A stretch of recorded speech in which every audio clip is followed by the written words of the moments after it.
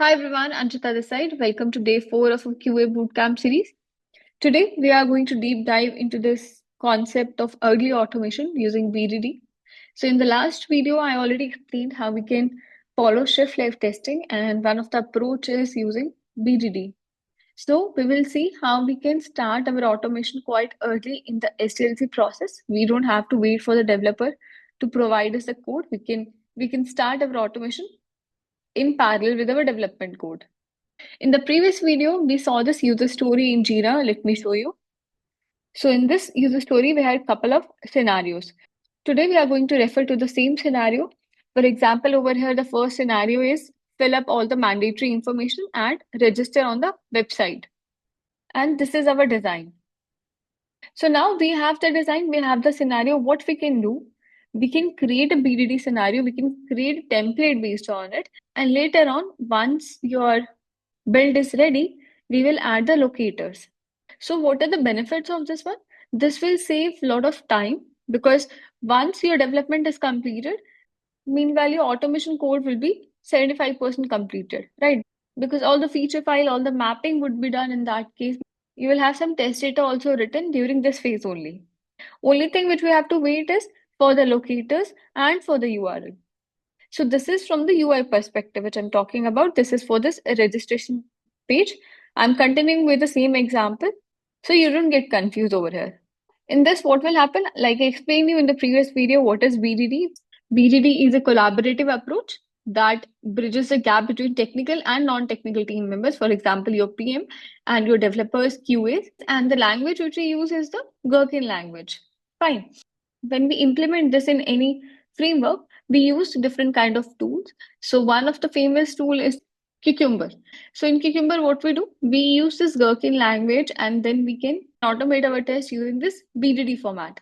So one more benefit of using BDD is like it is irrespective of any framework. For example, you're using Selenium, you're using Playwright, or you're using Cypress. You don't have to worry about different feature file. The scenario, so this format remains same, irrespective of any framework which you use. That is one of the benefit. For example, in the story, you will just have the scenario. You just have to copy paste it, and then whatever framework you're using, whatever tool you are using, you don't have to worry about that. You just have to copy paste the scenario.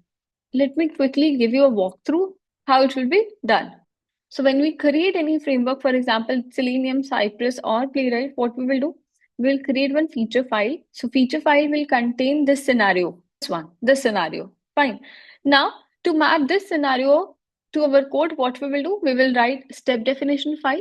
So step definition file is where you will translate your steps written in feature file. And then in the page class, we will write our actual code. For example, if you want to click on the button or if you want to type anything, all that logic would be written over here. So this is the high level overview of how BDD can be used in any framework. Now let's see a live demo where we will see how the feature file is written and how the step definition and your page class is defined. For the demo purpose, I'm using Cypress, but like I mentioned, it can be used in Selenium or Playwright. The concept is basically same over here. But let me give you a demo so that you will understand it better.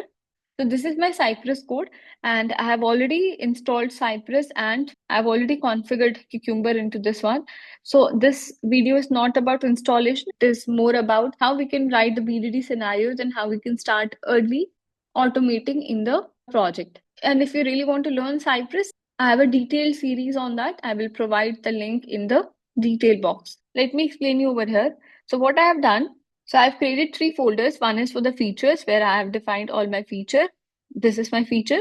Then we have step definition file in which I have mapped this feature file into steps, and then comes our page class. So let me explain this one by one. For this feature file over here, what you have to do, you just have to copy paste it directly. No modifications required. You can just copy this one and just paste it over here. Then comes our step definition file where we will map this to our steps, right? If I show you, for example, this is our first step given I open URL. So what I am doing in the registration step, I am doing given I click on register. And then over here, I'm calling the methods from the page class. And in the page class, all my logic is defined. For example, open URL, or if you want to click on the registration button, because from this design, you can see what all actions we want to perform. we can clearly get the details. For example, over here, you have to type first name, type last name, email, or click on the continue button. So all these things are already defined over here. This template, at least you can get ready. So with this template, what will happen? Later on, it will be easier for you. You just have to pass the locators over here. That's it. So this is for other framework also. What we are doing over here, we are writing the feature file, we are mapping it with the steps, and then in the page class, we are writing all the template for the locators. So once our locator is ready, we will write the locator over here. So meanwhile, your dev work is done. Most of your work would already be completed over here. So this is how you can start automation quite early in your project, and it really saves a lot of time.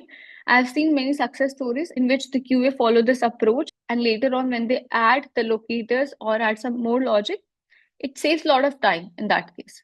Fine. And one more thing, the test data, we can also define the test data early. For example, we know what are the things, what are the actions we have to perform. Based on that, you can also write your test data. Just ensure all the necessary files and configurations are properly set up, because for the demo purpose, I'm not showing you how to install it, how to configure Cucumber. Those things we will cover later. This way you can actually ask more questions. For example, you when you are performing this one, when you're writing your test cases, you will have maybe more scenarios in your mind. So in that case, you can ask more question also. So let me give you a quick summary. So we discussed how we can implement automation quite early in the SDLC process, even when your code is not yet ready. What you can do with the BDD thing, so we can refer to the BDD scenarios in our story. And then for the each BDD scenarios, we can map it with the steps over here in the step definition file, and step definition file will call your methods in the page class. In the page class, like I mentioned, all the logic should be written. Let's say clicking on this button, opening the URL, or typing any text. So this structure actually keeps your test modular and easy to maintain, because here we will have proper step definition file, page interactions, and feature file separately mentioned. I'm using the standard process because it can be referred for Selenium or for other framework as well. So yeah, that's all about today's video. It's a very, very important concept, and people generally get confused how they can start test automation quite early. But this is one of the way in which they can prepare the template, and they can add the locator strategy later on when your development is completed. But like I mentioned, with this process, it is going to save a lot of time, and you can also detect early bugs, because once you start creating your test cases, you can cover more scenarios. So this will help you in understanding how to implement shift left testing during the early stages using BDD. So if you have any questions, or if you want to share your experiences also, feel free to comment below. And thank you for watching. Don't forget to like and subscribe for further updates.